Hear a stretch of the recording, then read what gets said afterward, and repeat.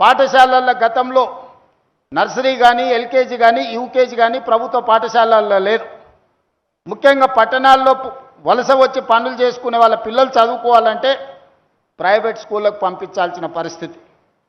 వేలకు వేలు లక్షలకు లక్షలు ఫీజులు కట్టలేక సంపాదించినంత మొత్తం తల్లిదండ్రుల కష్టమంతా అయితే విద్యకు లేకపోతే వైద్యానికి ఖర్చు పెట్టుకునే పరిస్థితి.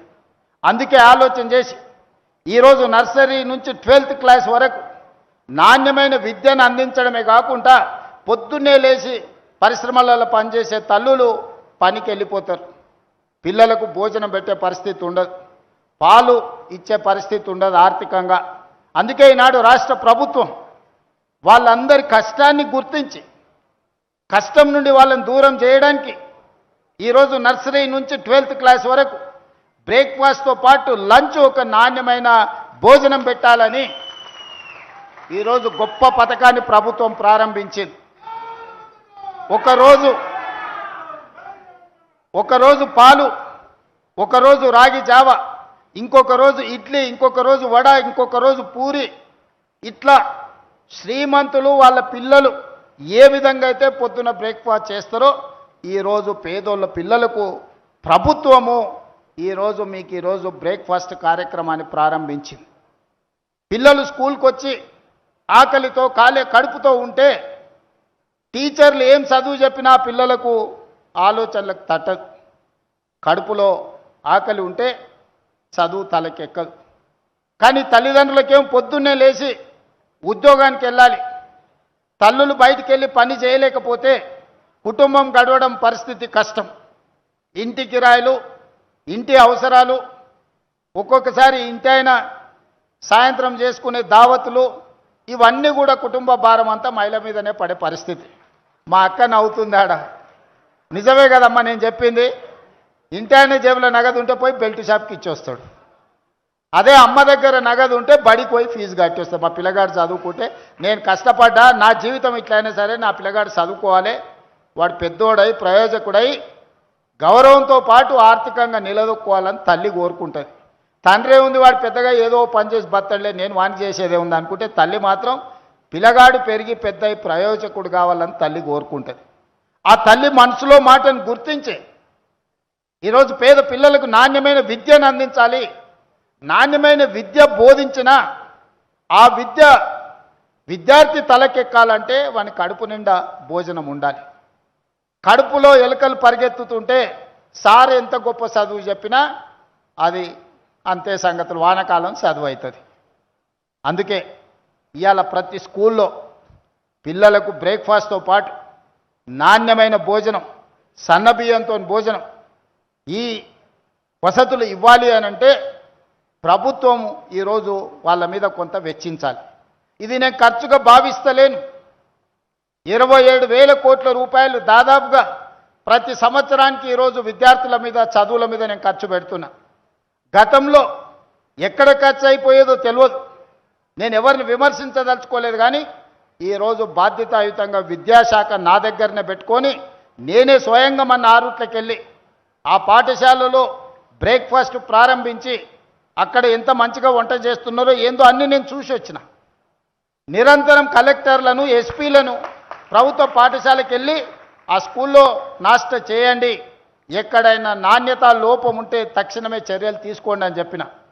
మొన్న క్యాబినెట్లో పిల్లలకు మాత్రమే టిఫిన్ లంచ్ పెడితే టీచర్లు తినకపోతే టీచర్లు దాన్ని పట్టించుకోరు. అందుకే 1,25,000 మంది టీచర్లకు మీరు కూడా టిఫిన్ నా లంచ్ అక్కడనే చేయాలని వాళ్ళకు కూడా ఇప్పుడు నిధులు ఇవ్వడమే కాకుండా చట్టం చేసిన. ఎప్పుడైతే సార్ అక్కడ టిఫిన్ తింటాడో, సార్ అక్కడ లంచ్ చేస్తాడో పిల్లలకు పెట్టే భోజనం ఎట్లుందో సార్కు రుచి తెలుస్తుంది. సార్కు రుచి తెలిసినాక ముఖ్యంగా మహిళా టీచర్లే ఎక్కువ మంది ఉన్నారు. అమ్మ మనసు ఊరుకుంటుందా వంట బాగలేకపోతే? ఏ పిల్లలైనా తల్లులు తమ పిల్లలాగానే చూస్తారు. కానీ వండిన వంట ఉప్పు కారం చక్కగా లేకపోతే ఏ అమ్మ ఊరుకోదు.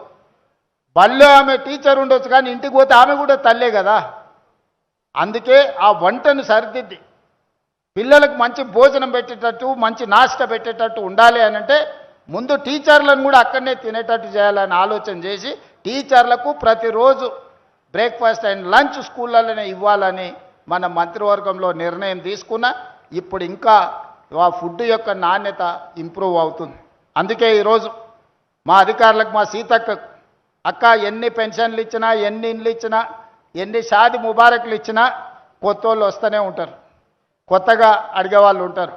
కానీ మంచి భోజనం పెడితే, ఆరోగ్యవంతమైన పిల్లల్ని తయారు చేస్తే తెలంగాణ సమాజాన్ని మనం నిర్మించవచ్చు. మంచి విద్యను అందిస్తే ప్రయోజకులైన దేశ పౌరులను తీర్చిదిద్దొచ్చు. అందుకే ఇవాళ ఇది మన బాధ్యతగా తీసుకుందాం. ఇప్పటికిప్పుడు వాళ్ళకు ఓటు లేదు, వాళ్ళు ఓటు వేయరు. ప్రభుత్వం ఎప్పుడు కూడా ఏం ఆలోచన చేస్తుంది, ఓటు ఎవరు ఇస్తారో వాళ్ళకే పథకాలు అంటారు. కానీ ఈసారి నేను అట్లా ఆలోచన చేయలే. ఈ పిల్లల ఆరోగ్యం పట్ల, ఈ పిల్లల చదువు పట్ల, ఈ పేద పిల్లల భవిష్యత్తు పట్ల ఈ రాష్ట్ర ప్రభుత్వం ప్రత్యేకమైన శ్రద్ధ తీసుకుంటుంది.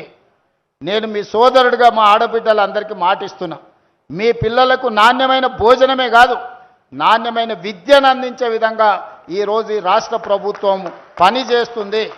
మీ భవిష్యత్తు, మా భవిష్యత్తు, రకరకాల సమస్యలతో మనం ఇక్కడికి వచ్చినాం. ఈడున్న 90% మన సగ జీవితం గడిచిపోయింది, ఇంకా కొంత సగమే మిగిలింది. కానీ ఆ పిల్లల మొత్తం భవిష్యత్తు ఈరోజు మన చేతుల్లో ఉంది.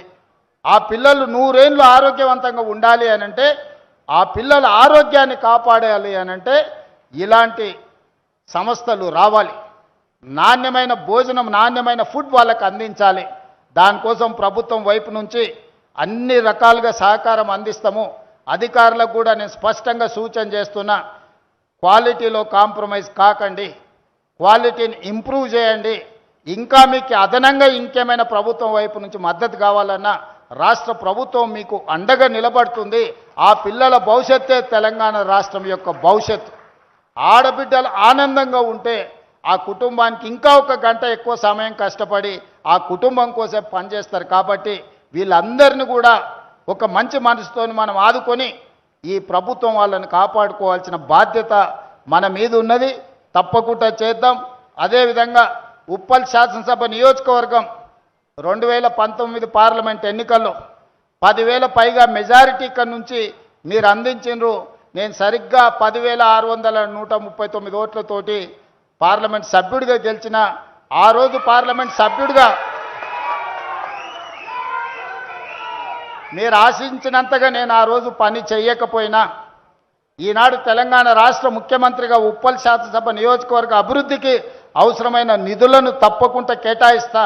రాజకీయాలకు అతీతంగా ఉప్పల్ శాసనసభ నియోజకవర్గాన్ని అభివృద్ధి చేసే బాధ్యత నేను తీసుకుంటా. ఆనాడు 2019 నుంచి 24 వరకు నేను పార్లమెంటు సభ్యుడిగా ఉన్నా.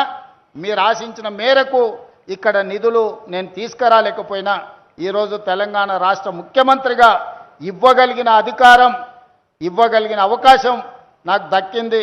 తప్పకుండా నియోజకవర్గానికి సంబంధించిన మిత్రుడు పరమేశ్ చెప్పిన, బండారు లక్ష్మారెడ్డి గారు చెప్పిన ఈ పనులన్నిటిని కూడా చేసి ఒక మంచి అభివృద్ధి చెందిన శాసనసభ నియోజకవర్గంగా ఉప్పల్ని అభివృద్ధి చేస్తానని తెలియజేస్తూ మీ అందరి దగ్గర సెలవు తీసుకుంటున్నా.